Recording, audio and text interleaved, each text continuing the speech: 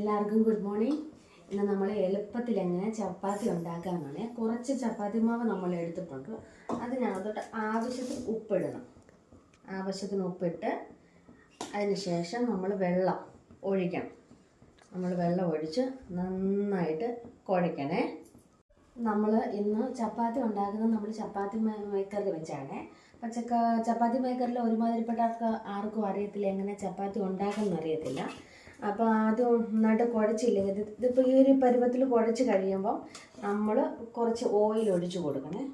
ഓയിലും കൂടെ ഒഴിച്ച് കൊടുത്ത് നമ്മൾ അത് നന്നായിട്ട് ഇളക്കണം.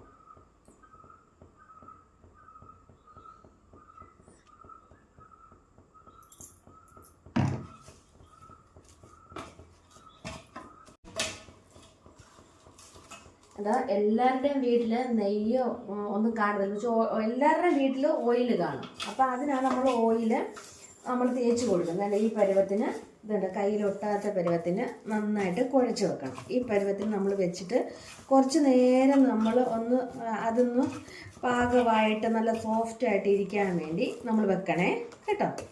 ഇത് മെനുമിക്സിൻ്റെ ചപ്പാത്തി മേക്കറാണ്. ഇതിനകത്ത് നല്ലതായിട്ട് കറണ്ട് വരുന്നതാണ്. ഇതിനകത്ത് റെഡും ഗ്രീനും ലൈറ്റ് വരും. ഈ ഗ്രീൻ ലൈറ്റ് കത്തുമ്പോഴത്തേക്ക് ഇത് നന്നായിട്ട് ഹീറ്റായിട്ട് നിൽക്കുന്നത്. അന്നേരപ്പോഴത്തേക്ക് വേണം നമുക്ക് ചപ്പാത്തി മാവ് എടുത്ത് അതിനകത്തോട്ട് വെച്ച് കൊടുക്കാനേ. ഇതുപോലെ പരത്തി ഇങ്ങനെ വെച്ചാൽ മാത്രം മതി. നമ്മൾ ഇത് നന്നായിട്ട് ചൂടായിട്ടിരിക്കുക. ചപ്പാത്തി അതിൻ്റെ സൈഡിലോട്ട് വെച്ചിട്ട് പ്രസ് ചെയ്യണം.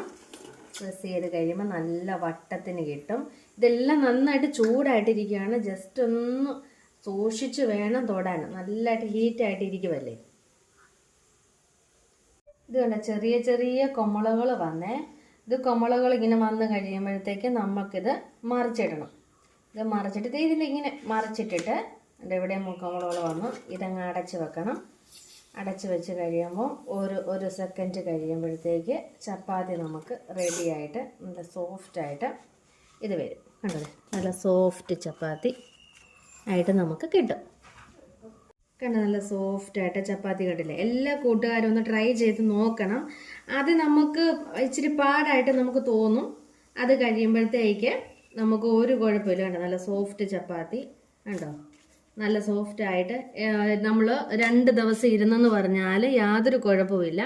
നല്ല സോഫ്റ്റായിട്ടുള്ള ചപ്പാത്തി നമുക്ക് കിട്ടും. അതെല്ലാവരും ഒന്ന് ട്രൈ ചെയ്ത് നോക്കണേ.